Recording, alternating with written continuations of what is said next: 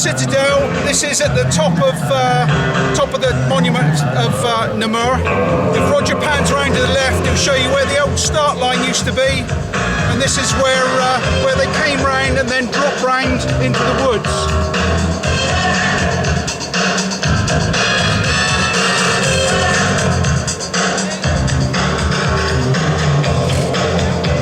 So this is where we've just dropped back down out of the Citadel.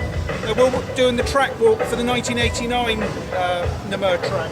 So it came down here, followed through these two trees here, did a left, and then went round the bank there to the right hand side. But there was no green to be seen in 89, this was just a sea of people. Right, you've got the bridge behind us now, which you'll see in many videos. There's an awesome picture of Macola on the internet. They'd go through here, that bit of tarmac was covered in dirt, and just on the right hand side was a part of the track that riders used to call the playground.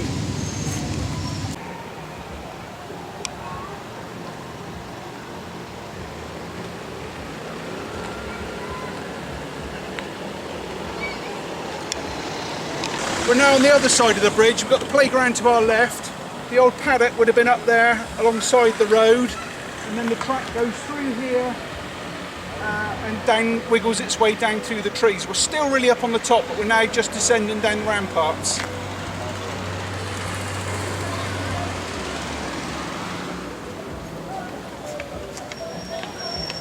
This is how unique Namur was. Look at the distance in between these trees. We're about a third of the way down now. This is where the track, the late 80s track used to wiggle through, and then it would drop down to a tight right-hander. This is coming down towards the tight right-hander, but this here in 89 was a sea of Fritz vans, beer, and it was just where all the British would gather. It was just an unbelievable experience to be here.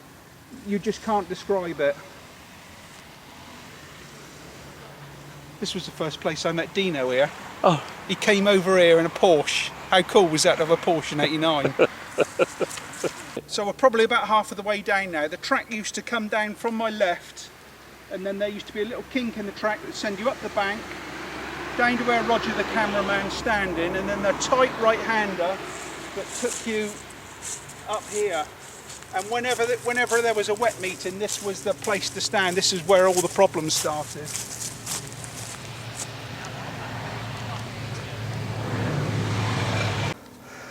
Got it. Right, we're at the top hill, the top now of that climb, and there was a small left-hand bend, and the track went down in between these trees. But down through here, this was totally evil.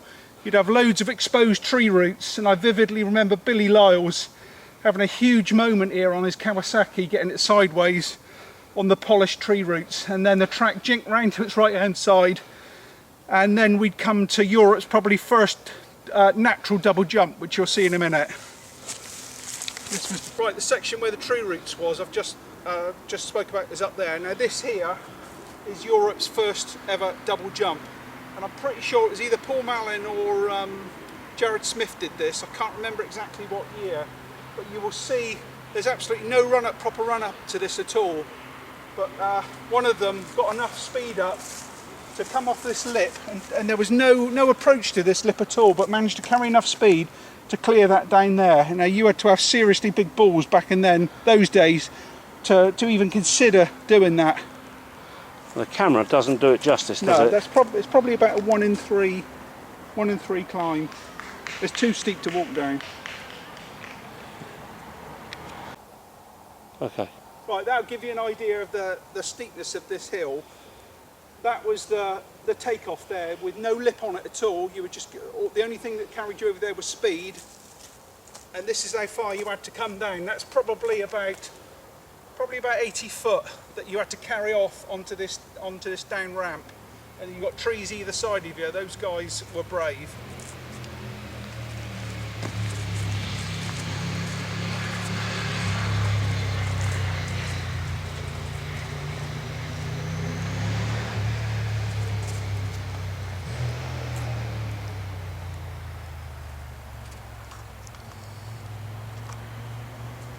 Go. Exactly.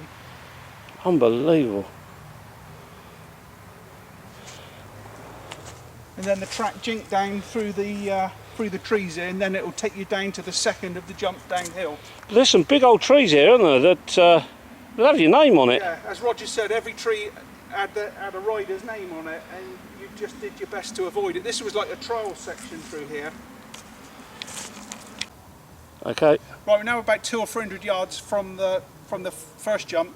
This is the second one that dropped down by the road here, and again here you'd have a massive campers, a massive tents, and a massive people back in '89 that were watching, that could get so, you know, could hang over the fence here, you could get so close.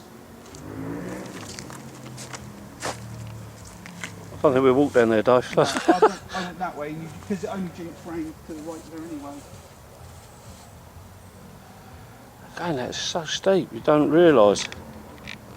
Right, we're now coming down towards the famous Café de Monument. You can see here the track is probably no more than about 5 metres wide. As we get a bit further down, there's a sheer wall of sleepers one side, and if Roger brings the camera over here, you've got probably about a 300-foot drop down there, so you didn't want to get it wrong.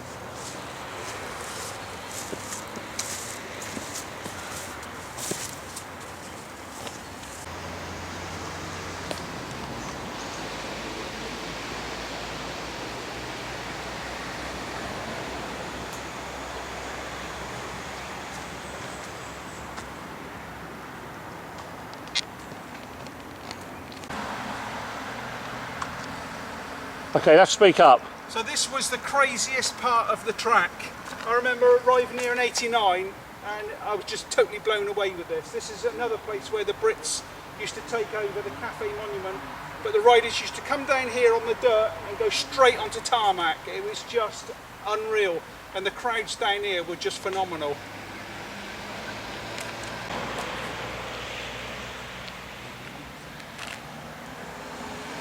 This area here was just crazy. You'd have the riders coming down off the dirt onto the tarmac, and there was just literally a line of tarmac down here off of the knobblies, and the riders used to go down to the camera's left, hit that grassy bank, and then jump up onto what is like the bottom of the ramparts. But this place here, this is where motocross history was made. When Carlquist stopped here in '88, he was so far ahead, he managed to stop right here against the railings. I think his brother handed him a beer, he drank the beer and he was off, and he still won the race.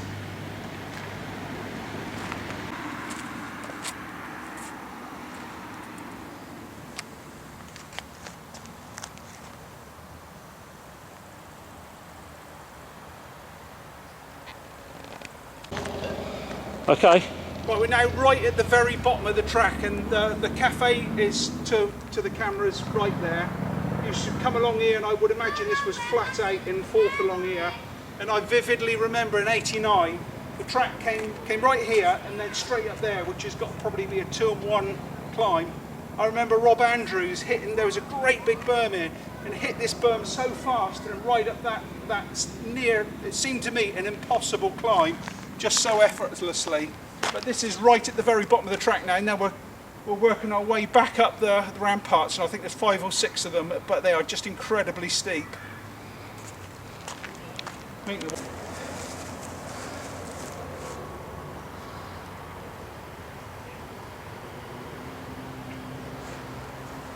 mean, that's so steep you can't walk up there. That's how steep that is. And then you could be starting to climb up there. And I remember seeing Thorpe and Gabor's bar to bar up there, but when we get up there, you'll see how dangerous it is, because off to your left hand side there's probably about a 200-foot drop down into a moat. So that this is just an awesome part of the track that you just don't see anywhere else.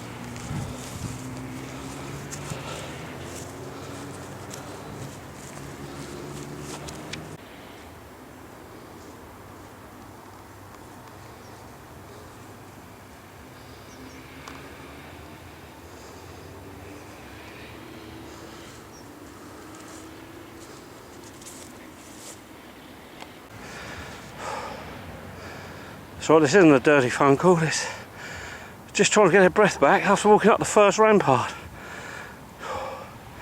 It's so long.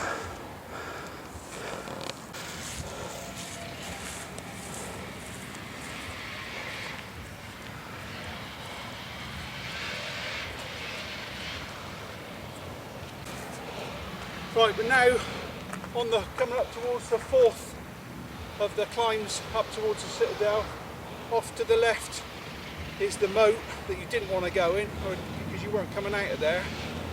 And most of the people today that walk this track, this is so steep, are walking around with ski poles. That gives you an idea of how steep it is.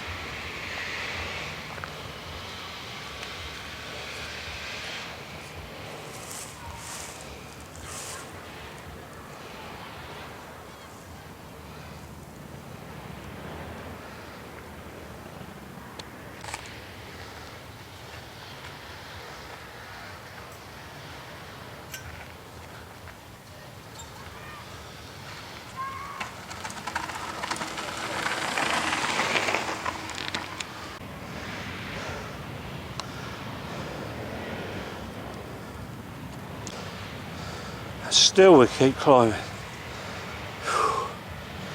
Unbelievable.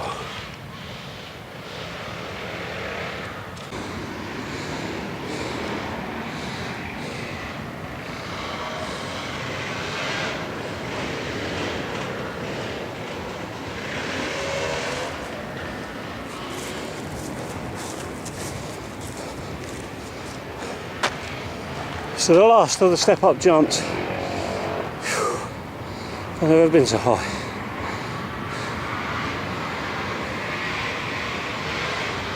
This is it now, we're nearly at the top of the Citadel. This is the final drop down. The track drops down, behind us we've got the steps. The track drops down, sharp left-hander, and then the track bears round and there's a steep jump there. That's that famous steep jump where you'll see on the internet where all the riders used to jump back into the Citadel, and that's a lap of Namur 2013.